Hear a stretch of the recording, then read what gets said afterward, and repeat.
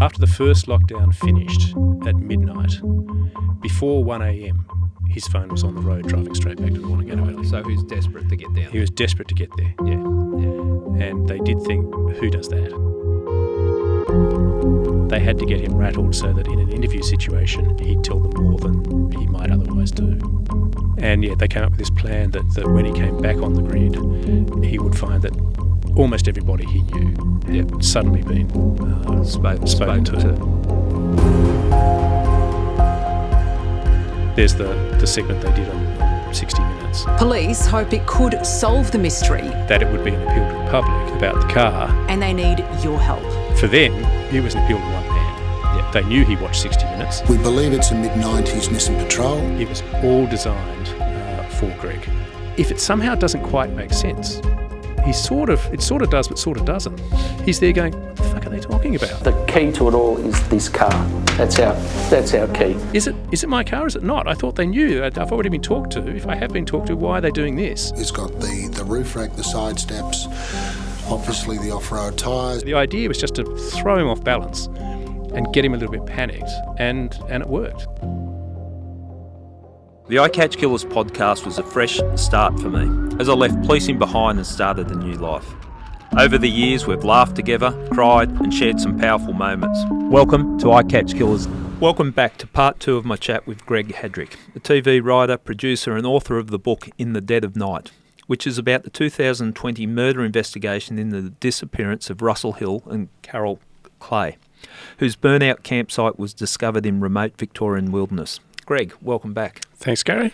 Well, we left our listeners in part 1 with all the information that the police had at the time, and just rehashing it that these couple were camping. Their campsite was found abandoned, and it had been set alight. Their car had been abandoned. The police got a report of their disappearance about 5 days later, when the communications weren't coming through from the remote location. Then there was lines of inquiry. Police were trying to establish who was in the area. Yep. And when we talk remote, we're talking really remote. Extremely remote. And they came through a number plate recognition camera. They got the name of Greg Lynn. The police have spoken to Greg Lynn. He gave an account and was forthcoming in his movements down there. And that's basically where the police have been left with. And in fact, even at that stage, they still hadn't talked to the button man. It was a few weeks after that they did that, and there was another suspect that they had that other homicide squad had told them about, who lived nearby, who was as likely as Greg was. And in fact, the way it was described to me, as I say in the book, was that it was only when those two were eliminated as well, and could be, that they looked on their board of all the people who'd been in the valley, or all the people who were suspects, and they could eliminate everyone except Greg. Yeah. So on the version of events he had, they couldn't corroborate. That's right. It sounded, really feasible, but they could corroborate nothing. Yeah. So it makes it difficult. I always approach complex investigations with opportunity, capability, and motive. Motive's a hard one with this because it's, why were these people killed? Opportunity is about being in the vicinity, and capability. Have they got that? Are they the type of person that could commit a crime of that nature?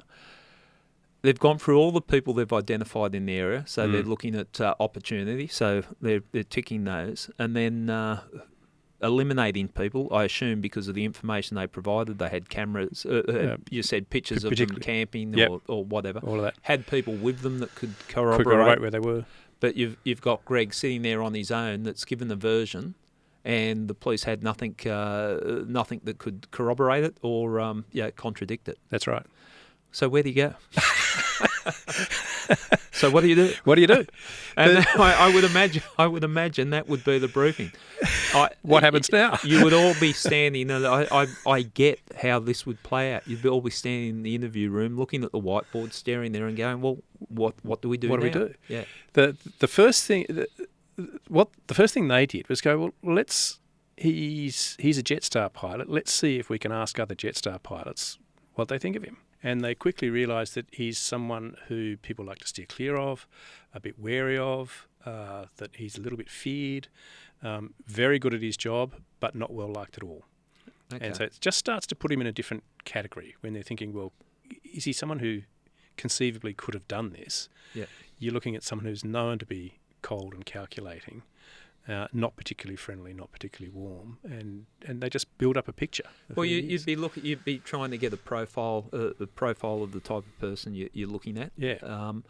So before we move on, and I think because investigations of this nature, and I can see how hard the cops have worked. Tell me a little bit about the investigative team. The ones there are some I don't know about. The ones that I do know about, the first informant was Abby Justin, yep. Who very smart, capable young woman, in mid-30s. From the very beginning, Brett Florence was around. Brett is the one that goes the whole way. Yep. Even though Abby was the first informant, Brett stayed with the investigation right through to the final interview. Okay. Another one involved was Candice Robson, and she was involved for a long time, but then she took leave to have a child about halfway through. And after Candice left, the head of the missing persons squad, who oversaw everything, Andrew Stamper, he and Brett they sat down and decided to bring in Dan Passingham, which was an interesting move because Dan was a cop who was known to be good camper, four-wheel driver, recreational shooter, etc. So he could talk Greg's language, for want of a better phrase. That's I thought that was a really interesting move and a clever move on behalf of the team, bringing Dan in, because Dan understood the type of person he was in the world that the others might have been city dwellers, and trying to understand that world of four-wheel driving and hunting and hanging out in the bush. And that did pay off in the interview, in the recorded interview. Yeah. Okay, well we'll get back to Greg. So you got this situation. He's your best person of interest at this point in time. What sort of moves did the police make to? Well, the next thing they took I think the big picture is they took the view they were not confident they had enough to just arrest and charge now. They were developing theories, and he was the only one left that they knew about. But there was so much they still didn't know.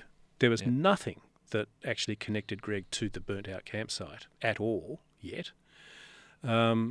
So they decided, as often happens with homicide investigations, they needed surveillance. They needed to see if they could. The theory was put surveillance in his house and car, etc.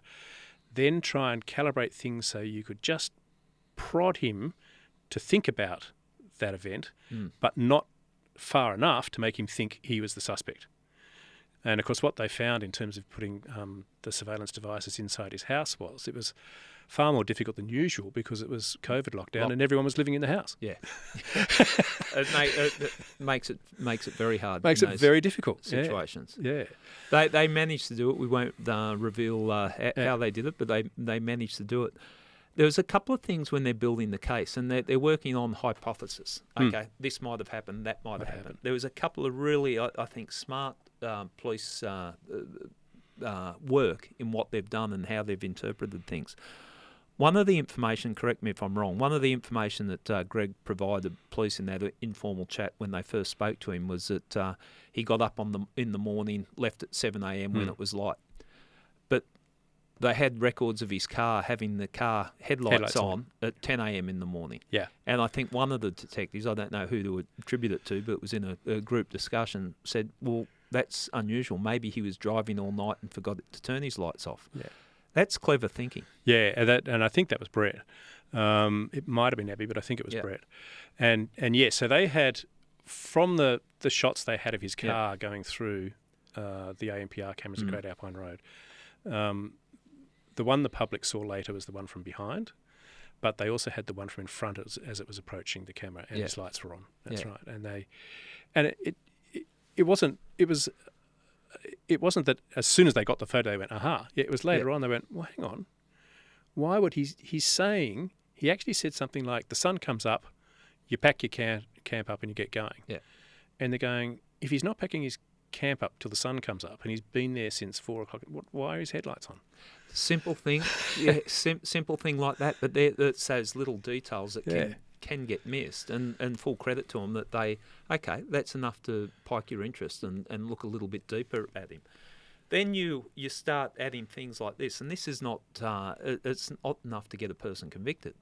He changed the colour of his car. Okay, so that's saying, well, okay, what's going on there? We know whatever happened at the campsite, the person was trying to cover up things. Then you've got a person that's changed the colour of his car.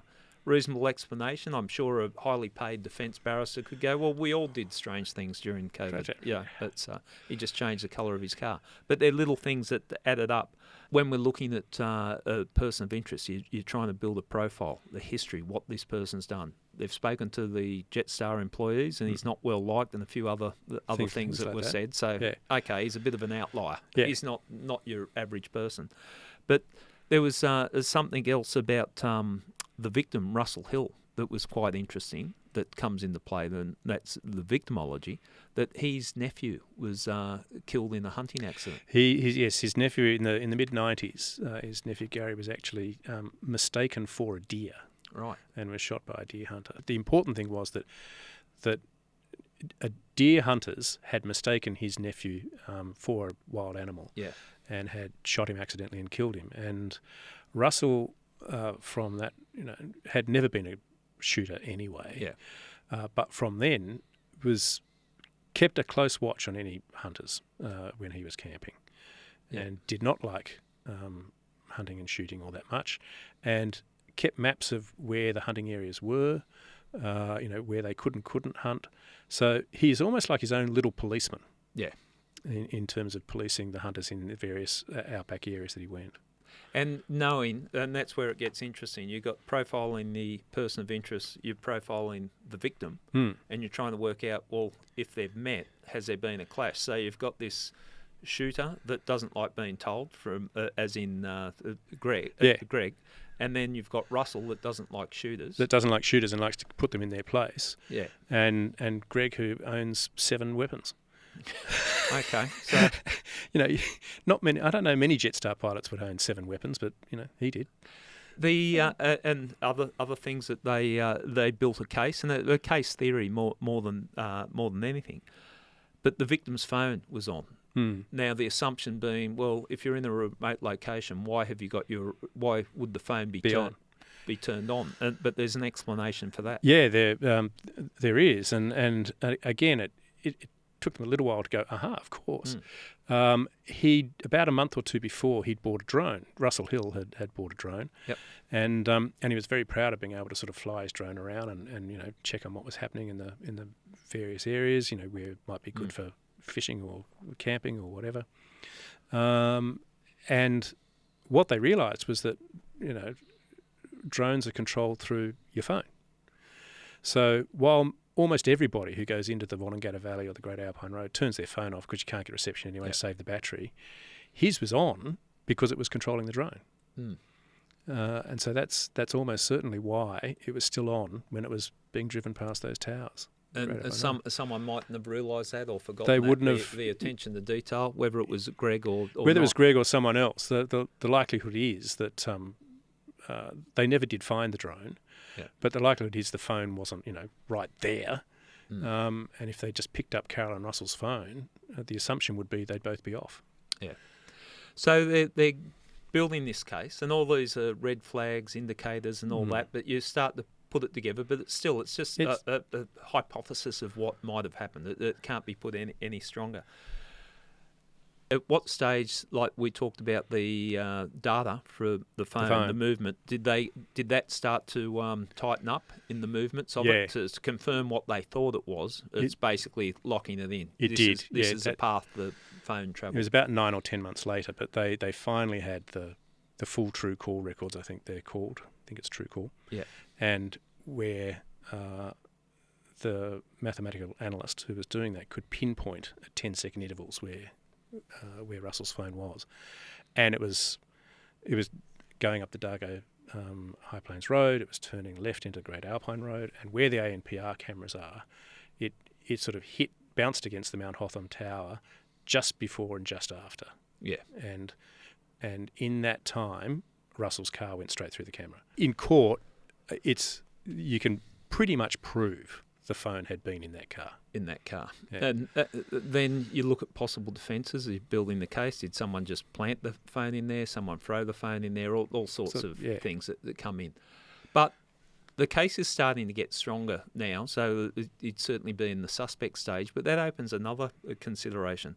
This dude's a Jetstar pilot. And I'm sure they had issues, because quite often when we're looking at people and you know what they're doing, well, are they potentially, if we stir them up, are they going to do something horrific? Someone in charge of flying planes is a high risk. How did that play out? Because I would imagine the police would be the moment we put this up, they're going to have to take him away from his work, so that the game's up, that he knows we're looking at. It was there was a real crisis point for them when they realised that they,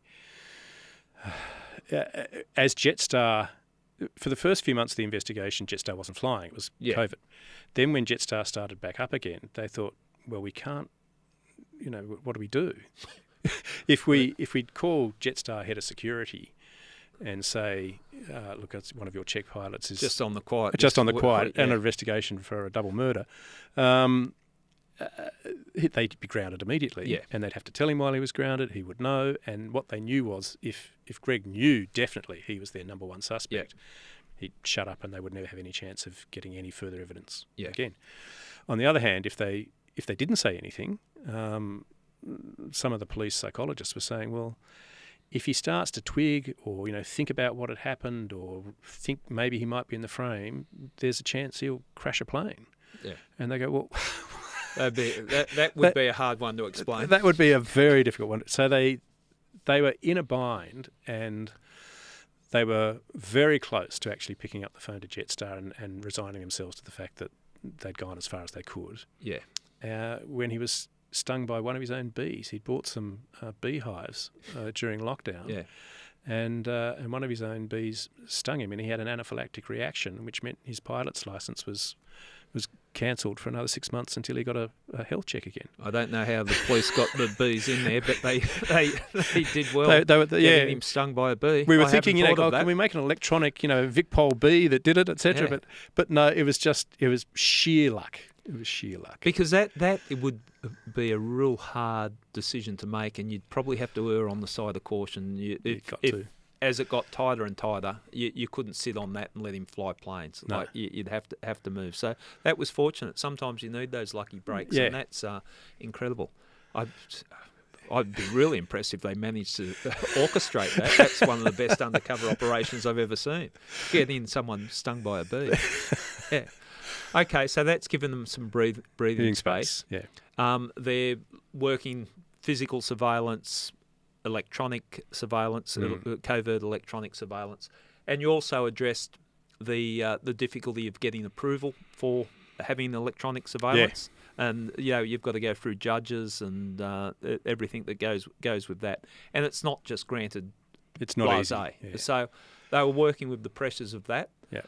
What was their next move, or when did they decide to move on him? Their next move, because when they first put all that surveillance on him, their thought was most times someone has a confidant somewhere in their life. Yeah.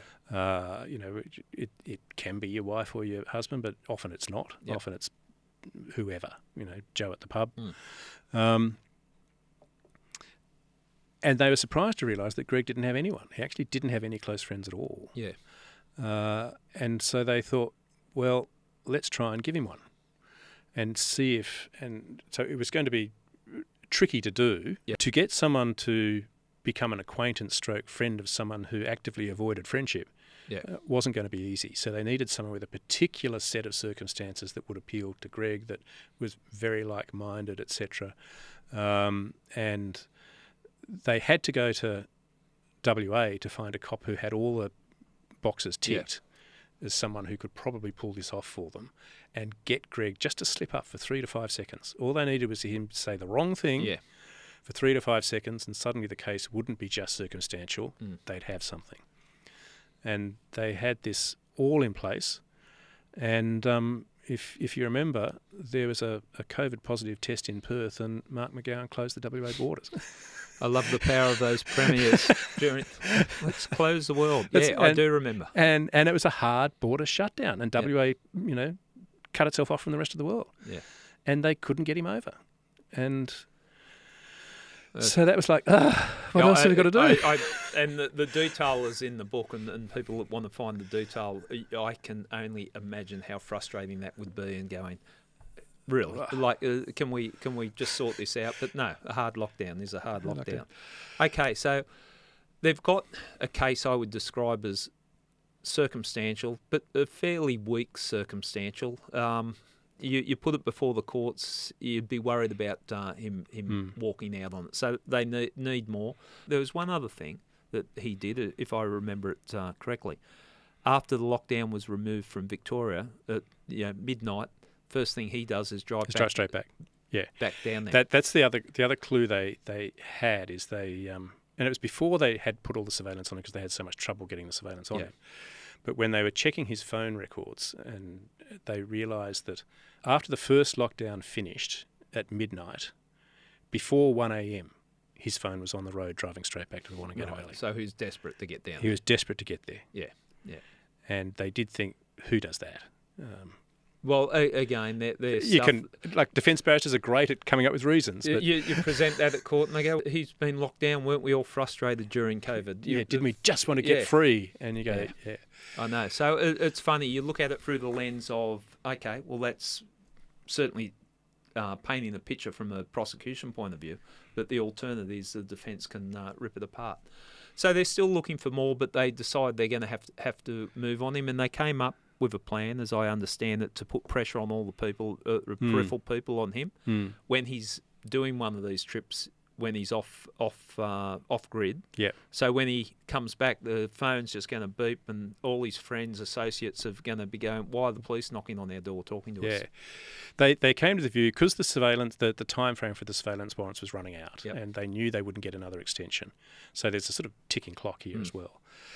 So yes, they decide first. There's the segment they did on 60 Minutes, and then later at the moment you're talking about they felt they needed to rattle him somehow. Yeah, they had to get him rattled so that in an interview situation he'd tell them more than he might otherwise do.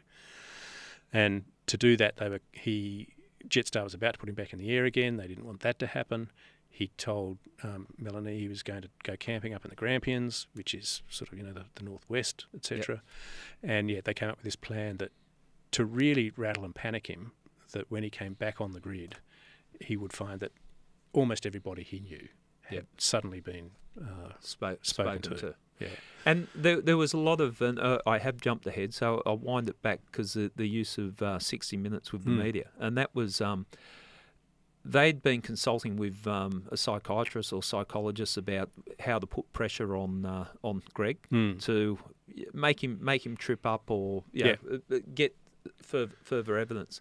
And the opportunity presented itself when 60 Minutes reached out to them to do a segment on the story. Yeah. And they came to an agreement with Andrew Stamper. With Andrew Stamper. Yeah. Stamper came to an agreement, we should do it, and we control what we're going to release. Yeah.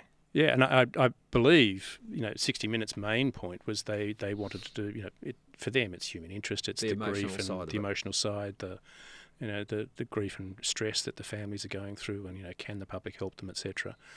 And as far as Brett and Andrew Stamper were concerned, it was that's great, do that.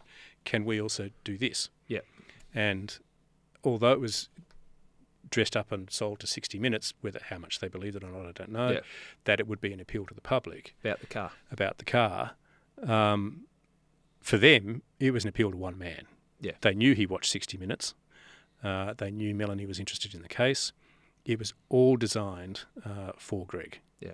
And the idea was, and I think this came from the psychologists as well, was if it had been clean and simple, Greg sort of deals with that. He's a very cool, make a checklist, you do that, that's how I deal with this situation. If it somehow doesn't quite make sense, it sort of does, but sort of doesn't. He's there going, what the fuck are they talking about? Is it my car? Is it not? I thought they knew. I've already been talked to. If I have been talked to, why are they doing this? If I haven't, why does it look like my car? And so the idea was just to throw him off balance and get him a little bit panicked, and it worked. Yeah. I think that's great use of a strategy, using the media, taking opportunities and playing that, and the subtlety of it. That's what I really enjoyed about reading the book, and really enjoyed, full credit to the cops, looking at the subtle ways of putting pressure on people, because it's not, you can't just crash through a door on this. Yeah. It's got to have meaning. So they got the 60 Minutes out, though he went to bed because, what was it, Dancing with the Stars? It was the block. It was in reality, it was the finale of the block. So they were frustrated because he didn't watch it on the night because the block ran over, and so it didn't start on schedule. Yeah. So it was watched a couple of days later. Yeah. Okay, so that sort of pressure, and that's, and this is what the point I want to make, Greg, like going through the book. This is the way a murder investigation evolves. This is the way you're trying this, and you put all your hopes there and go, this will break it. This will break the person. He's going to start talking. And, the message to panic and confuse him. This is what we want to do because that's the type of personality. Fascinating. So wind it forward now to when I said they were going to rattle all the people around him when he was going off into the bush. What happened there? They're surprised. They thought he was going to head to the Grampians, and they were getting ready to do that. But instead, that was another lie to Melanie. He headed straight back to the Wanagata Valley, and that did throw them a little bit. And they went, "Oh my God, what's he doing? Where's he going?" So they quickly cancelled what they were planning to do because they were listening to him in his car because the microphones were still on in the car, and they realised he really was stressed. And he really was thinking a net was closing, and he really didn't quite know, where this was going and what they knew and what they didn't know. And it got to the point where the investigators were starting to worry that he would kill himself. Yeah. And at that point, if he did, they'd lose any chance of finding the bodies. They wouldn't be able to have, closure for the families. They wouldn't know what really happened. They wouldn't even know if it really was him. Yeah. So for a whole host of reasons, they said, we can't let that happen. And so that's when they called the Special Operations Group, and the helicopters swooped in, and he was arrested. And the surveillance warrants were about to run out anyway. They knew they had to act within days. But that's when they decided, pounce now, and we have to arrest him, and we have to roll the dice on the fact that we have pushed him to that level, that during an interview situation we can make that work for us. Okay, even that was dramatic in the circumstances because of the location. So you got two helicopters with the soggies on board, being dropped off and then creeping into around his campsite. From every direction, And when the men in black jump up and tell him to not move, you're under arrest, or whatever comments were made, he didn't react. Didn't react at all. Yeah. And so they had someone who was so stressed out in his car that they thought he might be about to kill himself. And yet when he's confronted, what do you guys want? All Can I help you? Scary figures coming out, armed to the teeth. Dressed in black. Yeah. So that's the other side of Greg. And we're totally cool, unflappable, nothing. Just got to think my way through this. And so he just switched. Okay, so this is a delicate time in the investigation. You've got your circumstantial brief, but you don't know whether that's enough to get you across the line, whether it's enough to charge him even at that stage, if that's the game that you want, or the path you want to go down. So the detectives were looking to get more information from him in the interview, and it was a contentious interview for a lot of reasons, and argued in court, and all sorts of things happened with it in court. Do you want to just take us through the story there? Yeah, well, very, very quickly. I mean, one of the things the book does, which wasn't, because that first 6 hours, first day and a half of that interview was still ruled inadmissible. So the jury never got to see that at all. And yet, from my perspective, that was some of the greatest work of the investigation. There was also a sense that they had to get him talking because he was the only one who could tell them where the bodies were, and that their prime priority was to locate the bodies. They were the missing persons squad. They had spent a lot of time with the families. I think also they knew that if they arrested and charged him without finding where the bodies were, it would be a really, really difficult case. Yeah. And yet he was the only one who could tell them where they were. If they charge with that circumstantial brief of evidence, I'm just thinking from a defence point of view, I'd be playing the card, they deceived their partners for all these years. Why don't you think they've deceived us and run off and lived happily ever after? So we haven't even got bodies. They don't even have the bodies. Yeah, so it would have been a hard thing. In Greg's version, that yes, Russell had been using his drone to film him while he was doing a hunt. In Greg's version, he hadn't done anything wrong on that hunt, but that Russell said he had, and that he was going to, take that footage to the police, etc., etc. And the breach of, I was going to say crime, I guess it is a crime, that Greg admits to, is he leaves his shotgun and his rifle on the back seat of his car, and not properly secured. Yeah. But that night he just left them on the back seat with magazines of ammunition on the front seat, and that Russell had, and he blasted the music up to really annoy. This is Greg to this annoy is Greg. Russell. Greg Lynn has turned the music right up to annoy Russell and Carol, because Russell said he's going to dob him into the police. Russell's come over. Russell has not. There's one report his daughter has of him using what we think was a break-action shotgun back in the early 80s. Other than that, he hasn't. He's had an active dislike of shooters and hunters and hasn't touched a gun in 36 years. But he gets Greg's Baratheon shotgun from the back seat, finds the right magazine of bullets on the front seat in the dark, loads it in the dark, knows he has to prime it to be able to fire it, fires it twice, then primes it again so that it's ready to fire again. He's clever. And goes back to his camp with one of the two guns, leaving the other rifle on the back seat. And you go, Anyway, this is Greg's version of events. Greg goes over to his car to try and actually get his gun back. And he's crouched down because he hears the second shot, I think, and he's crouched down by the driver's side door of Russell's white Toyota Land Cruiser. He sees Russell put the barrel over the front of the bonnet. Greg jumps up, wrestles with the gun, pulls Russell on the front of the car. They're wrestling over the shotgun. It veers like this.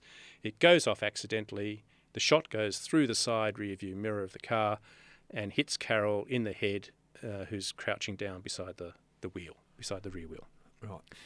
And 1,000,000 to 1 chance of that happening. Why Carol's there, who knows? But anyway, that's his version. Having shot a woman in the head, what Greg does next is take the shotgun back to his car, fire it in the air again to make sure it's unloaded. In other words, doesn't go and check how Carol is. But anyway, this is the version. Yeah. And next thing he knows, Russell is running toward him with a knife, furious because he's killed his girlfriend. He parries Russell. They get into a wrestle, fall to the ground, and the knife goes through Russell's heart. And again, so they're two once in a lifetime miraculous freak accidents that happen. Two people twice die in 5 minutes. Yeah. Okay. But there is, given what they found afterwards, because now they know what they're looking for with all the particles they've raked up from the ground, etc., they do find some cranial segments from Carol's skull. They do find some blood spatter inside the canopy of the Toyota Land Cruiser when they always thought it was closed. Yeah. They do find the bullet, which still has Carol's DNA on it, that shot her. So the evidence that Carol was shot while she was crouching down by the rear wheel of the Land Cruiser is overwhelming. Yeah. The evidence for what happened to Russell, there's none. The body's been completely destroyed and obliterated. Okay. And locating, so that's the version of events he's given the police, and this is over a 2-day or this is toward the end of the second day into the third day. Yeah. Okay. So what they've got there, at the risk of it being thrown out, they would be desperate for the body. How did they recover any body parts? Well, he had to tell them the full story. So he said where he'd placed the bodies, which was on the Union Spur track, which is I think about 110 110, 120 k's away from the camp. So the reason why they didn't find anything was it's miles away on a track that doesn't go anywhere. But then he also said he'd gone back in early November and he'd burnt both bodies to dust and then destroyed whatever was left that wasn't burnt, etc., so they wouldn't find anything. Right. And the cops went up there knowing they'd been warned by the DPP that come before the end of the third day they had to charge him. This was getting ridiculous. Yeah. And so they drove back, hopefully to find the bodies before they charged him. But it was just the investigators. It was Dan and Andrew, I think, who went back up there. It just looked like burnt bark and trees from the bushfire. Yeah. They couldn't identify anything. Yeah. So they got into a forensic psychiatrist who couldn't get there until forensic anthropologist who couldn't get there until the following day. So they actually charged Greg before they'd been to the spot where he said he'd dropped the bodies and then destroyed them. They were yet to confirm that the bodies were actually there. Yeah, body parts. Yeah, but they had to charge him anyway. So they charged him, and the next day they got the anthropologist? Yeah, the next day they went up there with Soren, and being a forensic anthropologist who's worked in war crime zones all around the world, she does know what she's looking at. And there's that line which is in the book, which is, I'm told is real. Yeah. Where she went, there you go, that's a piece of human sternum. Okay. And they went, well, we found them. That a lot of relief for a lot of people. Yeah, it was. But the story and the pressure of the investigation and the fact that 2 lives have been taken. Well, that's. Can you imagine how terrifying it would have been for them? It's I often think when. Well, particularly later, when Justice Crouch is talking about, fairness for the accused, etc., and he's very big on that, you think, what was Carol thinking when she was crouching beside a rear wheel with a shotgun aimed at her head? Yeah, I know. That's and even in the interview, he's after sympathy for himself and how they've ruined his life. Yeah, and you think, but they've lost both their lives. And so again. That's what the jury get presented with. That's what, a lot of people in the public gallery who sort of knew the bigger story were going, so first of all, the interview and the statement he did when they first went around to see him on July 14, completely inadmissible. Thrown out completely. Yeah. And you're right, originally the whole record of interview thrown out, and I think that's one of the points I try and make in the book is that if you're saying to a jury, you are the deciders of what is fact and not fact, then you trust a jury to take their job very seriously, and I'm told, and I certainly believed in this case, juries in murder trials do take their job very seriously. They can decide, when they think the police are being oppressive, if they're being oppressive, or when they're not, etc. They can make those decisions on fact and not fact. It's all there. It's unedited. You can see it all. I push for an open justice system and show everything. Don't have a filtered version. What was the end result with the jury went out? The trial ran for about 5 weeks. About 5 yep. weeks, and the jury was out for about 8 days. Okay, that would have been a nervous time for everyone involved. It would have been. At the beginning of the trial, Greg was facing 2 charges of murder and 2 charges of manslaughter. Yep. At the end, before the jury retired, for reasons I still find a little bit, I can sort of understand intellectually, but I find it puzzling anyway. They took manslaughter off the agenda, so he was only, and I think the short position of that is the prosecution's main case regarding all the incriminating behaviour that he'd done post the deaths could only be explained if he'd murdered them. Only a murder would do that. So we haven't got that softer option. I didn't mean to kill them. Yeah. Could only be explained by murder or maybe manslaughter. No, it was only murder. Okay, that's interesting. And although the jury don't need to explain that, when they came back after 8 days, which was nerve-wracking for the cops and the families, and I'm sure it was nerve-wracking for Greg too. Yeah. The first thing they're asked is about Russell, and he's found not guilty. And you can sort of sense everyone going, because the whole prosecution case had been built on, he must have killed Russell first and then killed Carol because she was a witness to it. Yeah. And yet if they'd found him not guilty of the murder of Russell, how are they going to do that? Yeah. But when they're asked their verdict on the murder of Carol, they say guilty. And on the one sense, there's sort of relief from those who believe he is guilty and from the families. It's never, the jury never explains it. The best understanding is, given there was not a scrap of forensic evidence about how Russell died at all anywhere, can you say murder beyond reasonable doubt? Okay, so they might have got stuck on that. They might have got stuck on it. It only needs one of them to get stuck of the 12 to go, well, maybe they got into a fight and it was an accidental unlawful killing. Yeah. Maybe it wasn't murderous intent.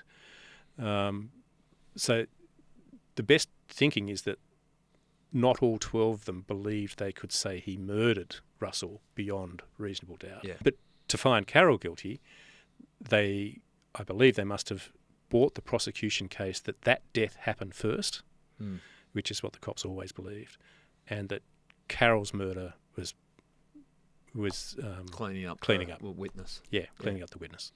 How do you get a sense of how the victims' families felt? I personally haven't approached the families. Yeah. They gave a very dignified statement to the press after that, where they were thanking the police. Yep. And they were clearly irritated by the criminal justice system. I think Russell's daughters in particular feel particularly aggrieved that he's been found innocent of their fathers. I can understand their angst at that. That would be a that would be a real and frustrating. Feeling the anger for them. Yeah. So, fascinating case. The detectives, they came under a lot of criticism, and it doesn't matter what you do. If you go to a murder trial, you're going to be criticised. I say that to young homicide detectives starting. Get ready. Get ready, and you can see some people are shocked, but we didn't do anything wrong. I know, but we're going to get criticised. It does not matter. But for them to do what they did, and they pushed it, but they pushed it. It wasn't just out of ego. It was pushing it for the right reason and testing the waters.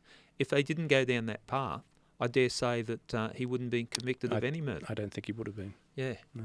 And it's you see the frustration with the justice system, which I thought should be there for to serve the society that the system's set up for. I don't think you'll have any reasonable-minded police understanding that you need to protect the rights of the accused. We understand. We understand that. But I would just like people to understand that when you sit down in an interview room with someone that you suspect of murder, you haven't got a house to sell. You're not like a real estate agent going, "Hey, Greg, do you want to buy this house?" Yeah. If they're sitting there, they're trying to talk their way out of a horrendous crime, and you've got to do certain things. Yeah. What are the expectations of society? What are the standards the normal law-abiding member of society expects from police in that situation? Yeah. And at no time did I get the sense in the way it's been portrayed that Greg felt intimidated or out of his depth. It was his ego that got him talking more than anything. That was my take on it. Yeah. So, it's been a fascinating story in the way you've relayed it. And I want to shout out for the book. Like, if you want to get a sense of what the murder investigation is like, have a read of that book. And it was a horrendous crime that captured everyone's attention, wasn't it? It was, yeah.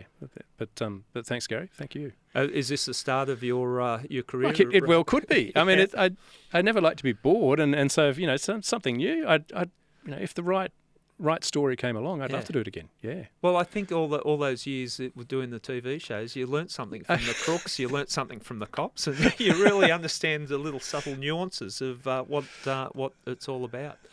What other projects are you working on at the moment? At the moment, I'm doing an audio series for BBC Sounds and BBC Radio 4 over in the UK, and that's available here in Australia on BBC Sounds, Google Central Intelligence. Stars Kim Cattrall and Ed Harris. Oh, they're big names. And it was great to see them work. And it's about the CIA's Director of Operations in the 40s, 50s and 60s. And all the intent of the show is to show that to a large degree, or a significant degree, the world we live in now is because of the operations they ran then. Wow. In Iran and Guatemala and Indonesia and Romania and everywhere, Chile.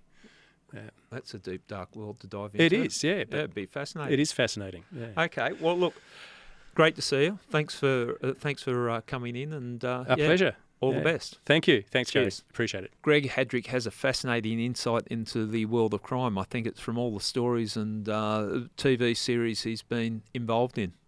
His book, In the Dead of Night, is a fascinating read, and it really takes you into an insight into what it's like to be involved in a police investigation. And whenever we're talking about murders, we shouldn't forget the victims, Russell Hill and Carol Clay. It was a tragic set of circumstances where they lost their lives.